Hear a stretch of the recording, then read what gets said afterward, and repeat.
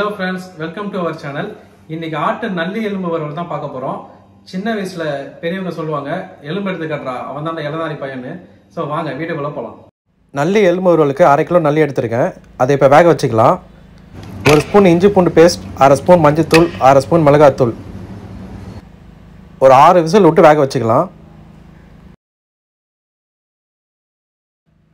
இப்போ ஒரு panல ஒரு 50 ml ஆயில் போட்டு அதில் 1 ஸ்பூன் சோம்பு பொரிஞ்சதுக்கு அப்புறம் ஒரு 100 கிராம் வெங்காயம், கருவேப்பிலை,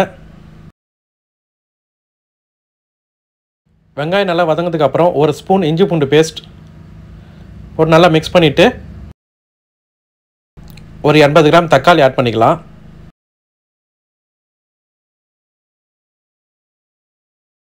தக்காளி நல்லா வதங்கினதுக்கு அப்புறம் மசாலா ஆட் பண்ணிக்கலாம். தேவையான அளவுக்கு உப்பு, மிளகாய்த்தூள் 1 ஸ்பூன், மஞ்சள் தூள் 1/2 ஸ்பூன் நல்லா மிக்ஸ் பண்ணி வதங்கினதுக்கு அப்புறம் இதை பேஸ்ட் அரைச்சி வச்சு தனியாக எடுத்து வச்சுக்கலாம்.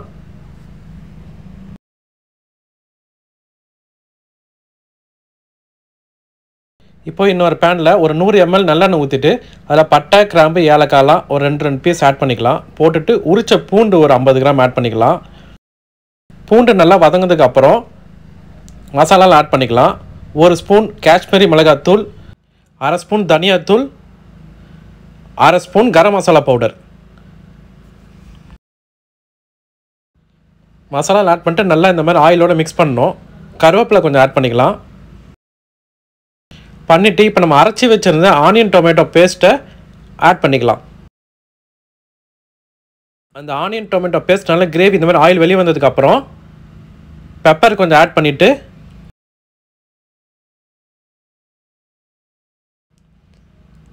இப்போ நம்ம மட்டன் ஆட் பண்ணிக்கலாம். ஆட் பண்ணிவிட்டு நல்லா மிக்ஸ் பண்ணி விட்டுட்டு நல்லா கொதிக்க விடலாம்.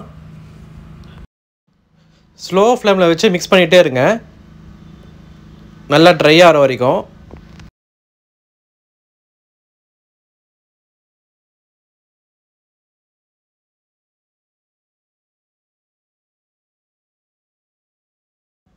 நல்லா இந்த மாதிரி சுண்டி இந்த மாதிரி மசாலா தொக்கா வரும்.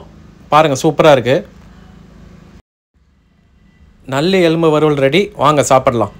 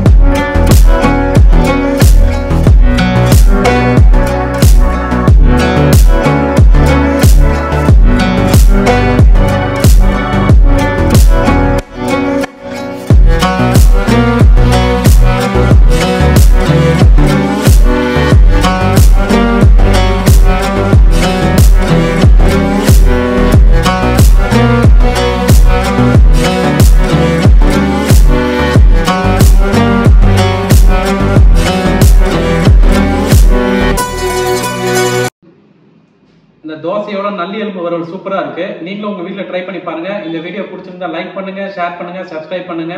இது வரைக்கும் சப்ஸ்கிரைப் பண்ணவங்க எல்லாருக்கும் ரொம்ப நன்றி. சைனிங் ஆஃப், உங்கள் ராம்.